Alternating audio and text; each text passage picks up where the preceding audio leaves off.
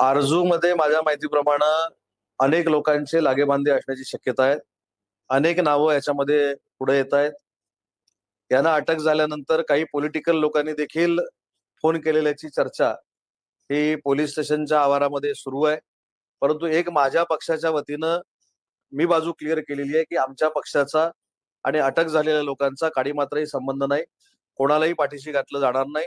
उलट आमचं नाव सांगण्याचा जर कोणाचा पदाधिकाऱ्यांचा जर प्रयत्न केला तर आहे त्याच्यापेक्षा कठोर कारवाई करावी अशा पद्धतीचे निर्देश मी एसपीना दिलेले आहेत. परंतु हे दोघांपुरतं मर्यादित थांबणार नाही. हे लोण गुन्हेगारांचं जे आहे तिथपर्यंत पसरणार आहे, पुण्यापर्यंत आहे. पण त्याच्यामध्ये अनेक लोक अजून आपली स्थानिक देखील असू शकतात अशी भीती स्वतः पोलीस डिपार्टमेंटने व्यक्त केलेली आहे.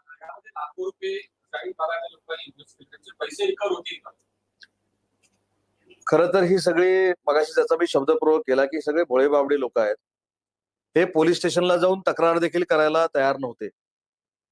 3-4 दिवसापूर्वी ज्यावेळी मी रत्नागिरीमध्ये होतो, मला ज्यावेळी ते भेटले त्यावेळी त्यांना मी पोलीस स्टेशनला पाठवले, पोलीस अधीक्षकांकडे पाठवले म्हणून निदान ही कारवाई झालेली आहे. परंतु त्यांचे पैसे कसे रिकव्हर करायचे, कशा पद्धतीनं त्याला नियम वापरायचा या संदर्भात पोलीस अधीक्षक अभ्यास करतायत. परंतु त्यांचे पैसे मिळवून देण्याचा प्रशासनाचा प्रयत्न राहणार.